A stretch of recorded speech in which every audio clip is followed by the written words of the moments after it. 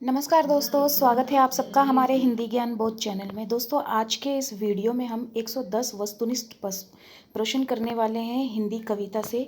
तो कल मैंने हिंदी कविता से और परसों भी मैंने 25-25 करके 50 प्रश्न करवा दिए थे हिंदी कविता से। अगर आपने उन हिंदी कविता के मॉक टेस्ट नहीं लगाए हैं तो आप लगाना चाहते हैं तो लगा सकते हैं, अलग से प्लेलिस्ट बना दी है।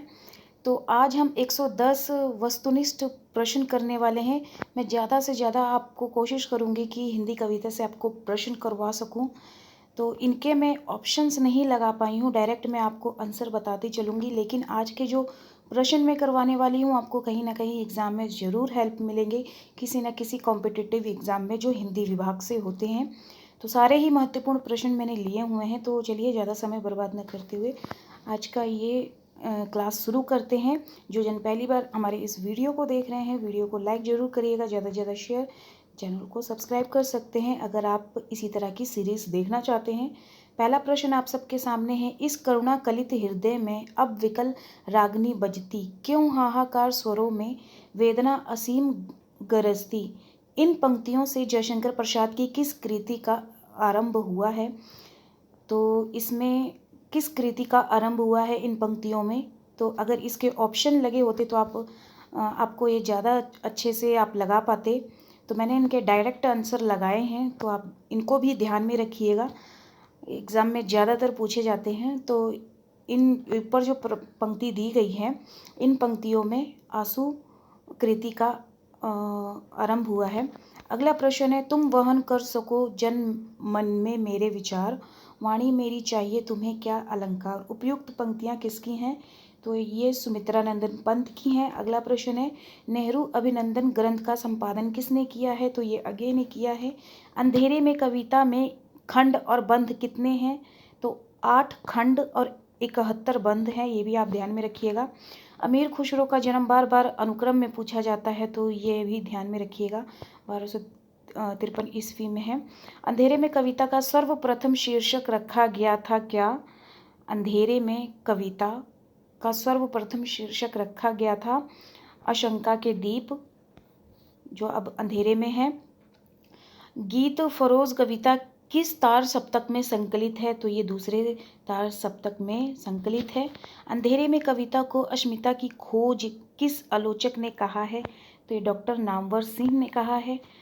पृथ्वीराज रासो के रेवा तट में कौन सा समय है? रेवा तट में कौन सा समय है? तो ये 27 समय है। अंधेरे में कविता को विद्रोह और रचना का संपृक्त अनुभव किसने माना है? तो डॉक्टर रामस्वरूप चतुर्वेदी जी ने माना है। अगला प्रश्न है, भवानी भैया का व्यक्तित्व तूफानी रहा है, निम्न कथन किसका है? तो ये हरिशंकर परसाई जी का है। मुक्ति बोध की कविता अंधेरे में रोशनी की चीख है, कथन किसका है? तो ये नरेंद्र सिंह का है। आंसू कविता का प्रकाशन समय क्या है? तो ये 1925 है। आंसू कविता किसकी है, ये आप मुझे कमेंट सेशन में बताइएगा।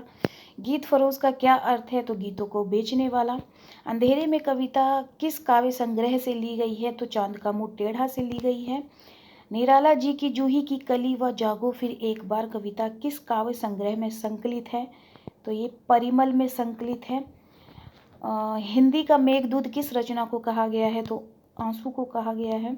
भवानी प्रसाद पर किस कवि का प्रभाव है? तो मैथिली शरण गुप्त जी का प्रभाव है। आंसू काव्य में कितने छंदों का प्रयोग किया गया है? तो 133 छंदों का प्रयोग है। नदी निर्झर और नाले इन वनों ने गोद पाले, लाख पंछी 100 हिरण दल, चांद के कितने किरण दल। उपयुक्त पंक्तियाँ किस कविता से ली गई हैं? तो ये जो पंक्ति है सतपुड़ा के घने जंगल से ली गई है, जो भवानी प्रसाद मिश्र की है। अगला है, अगेय कृति जो है असाध्य वीणा का रचनाकाल क्या है? तो 1961 है, बार बार एग्जाम में पूछा जाता है। आपातकाल के समय में मिश्र जी ने जो कविताएं लिखी वो किस पुस्तक में संकलित है? तो त्रिकाल संध्या में संकलित है।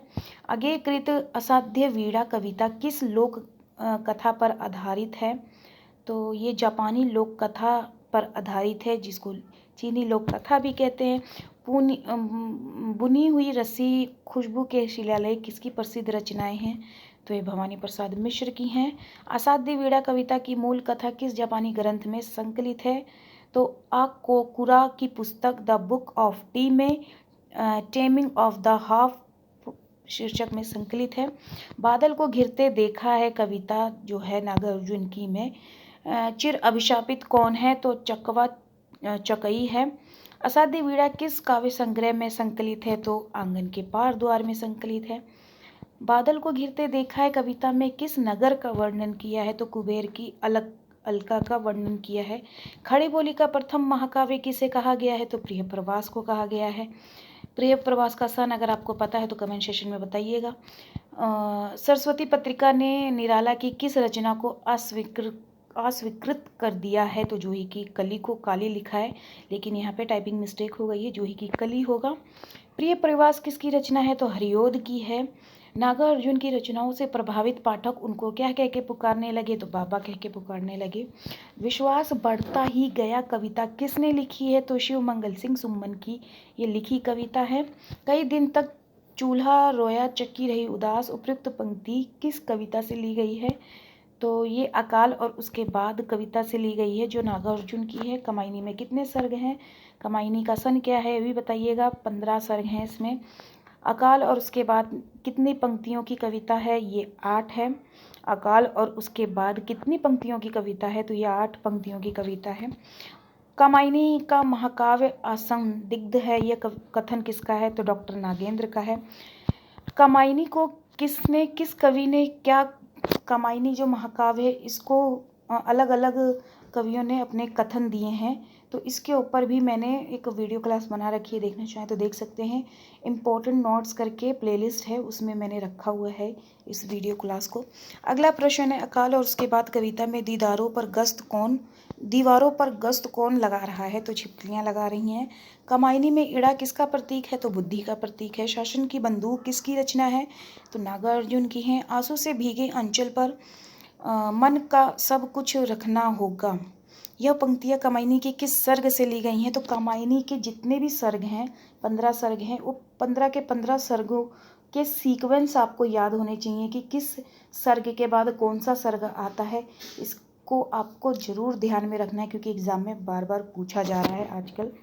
तो ये जो पंक्ति दी गई है लज्जा सर्ग से दी गई है। अब कामायनी के सर्ग को याद करने के लिए भी मैंने इसके ऊपर भी क्लास बना रखी है। इंपॉर्टेंट नोट्स में आपको ये वीडियो मिल जाएगा। हिंदी का सबसे लंबा शोक गीत कौन सा है? तो सरोज स्मृति है। सरोज स्मृति किसका है ये भी आपको पता होना चाहिए, कमेंट में बताइएगा। बिखरी अलके ज्यों तर्क जाल, यह पंक्ति कामायनी के किस सर्ग की है? तो ये इड़ा सर्ग की है। सरोज स्मृति को निराला जी ने किसकी स्मृति में लिखा? तो ये अपनी पुत्री की स्मृति में लिखा। नारी तुम केवल श्रद्धा हो, यह पंक्ति कामायनी के किस सर्ग से ली गई है? तो लज्जा सर्ग से ली है। निराला की प्रथम रचना कौन सी है? तो जूही की कली है। दिनकर का काम अध्यात्म प्रधान काव्य संग्रह कौन सा है? तो उर्वशी है। जूही की कली का संबंध किस ऋतु से है? तो बसंत ऋतु से है। उर्वशी कैसा काव्य है? तो एक महाकाव्य है जो दिनकर का है। रामधारी सिंह दिनकर। जूही की कली का नायक कौन है? तो पवन है। राम की शक्ति पूजा का रचना काल क्या है? तो 1936 है। राम की शक्ति पूजा किसकी है ये भी पता होना चाहिए आपको, बताइएगा कमेंट में। जूही की कली क्या पी हुई थी? तो यौवन की मदिरा पी हुई थी। धिक जीवन जो पाता ही आया है विरोध, यह पंक्ति किस काव्य रचना से ली गई है? तो राम की शक्ति पूजा से ली गई है। जूही की कली कहाँ सो रही थी? तो पत्तों की गोद में। माँ की कुल शिक्षा मैंने दी, पुष्प सेज तेरी स्वयं रची, यह पंक्ति किस कविता से ली गई है? तो सरोज स्मृति से ली गई है। हिंदी में मुक्त छंदों के प्रवर्तक कौन थे? तो महाकवि निराला। हिंदी साहित्य में रामचरितमानस के पश्चात राम काव्य का दूसरा स्तंभ किसे कहा गया है? तो साकेत को। मनुष्य की मुक्ति की तरह कविता की भी मुक्ति होती है, उपरोक्त कथन किसका है? तो ये कथन है निराला का, जो 1930 ईस्वी में प्रकाशित परिमल की भूमिका में उन्होंने लिखा है ये कथन। अगला है, महावीर प्रसाद द्विवेदी जी के किस निबंध की प्रेरणा से गुप्त जी ने साकेत की रचना की है? तो कवियों की उर्मिला विषयक उदासीनता से प्रेरित होकर। कामायनी की नायिका का नाम क्या है? तो श्रद्धा है। मैथिली शरण गुप्त की रचना साकेत के लिए कौन सा पुरस्कार मिला? तो मंगला प्रसाद पारितोषिक पुरस्कार मिला 1932 में। यहाँ ना कोई शापग्रस्त है और ना ही तापग्रस्त। ये किसने कहा है? तो मनु ने कहा है। निराला द्वारा रचित कुकुरमुत्ता का रचना काल क्या है? तो 1942 है। कामायनी का नामकरण किसके आधार पर किया गया है? तो नायिका के आधार पर किया है। नागार्जुन द्वारा रचित शासन की बंदूक का रचना काल क्या है? तो 1967 है। ईड़ा मानव तथा शाश्वत वासियों के साथ कहाँ जा रही थी? तो मनु और श्रद्धा के दर्शन हेतु के लिए जा रही थी। पंत द्वारा रचित परिवर्तन का रचना काल क्या है? तो ये 1924 है। कामायनी में किस दर्शन की अभिव्यक्ति हुई है?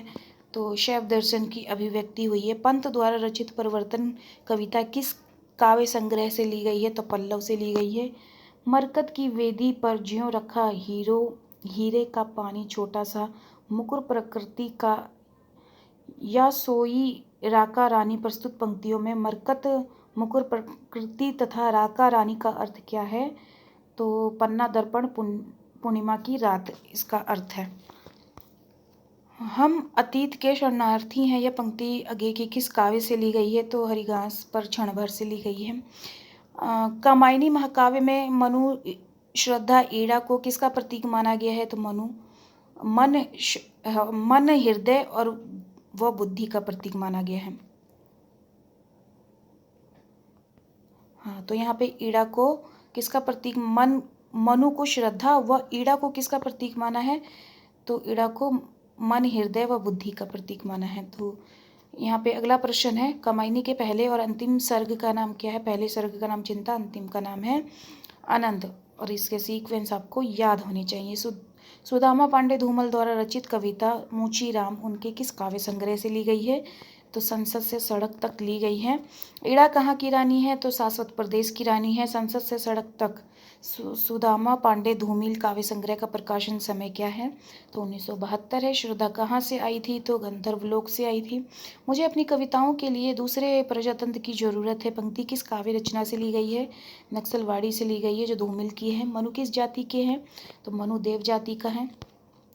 अगला है धूमिल के काव्य संग्रह संसद से सड़क तक, जो 1972 की है। कल सुनना मुझे 1974 की है। सुदामा पांडे के प्रजातंत्र 1983 की है।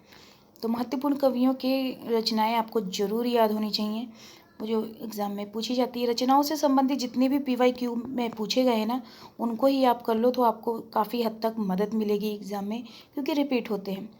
और श्रद्धा को बसंत का दूत किसने कहा है? तो मनु ने, जो फारसी प्रभाव के कारण का है। रोटी और संसद कविता धूमिल के किस काव्य संग्रह से ली गई है? तो संसद और सड़क से ली गई है।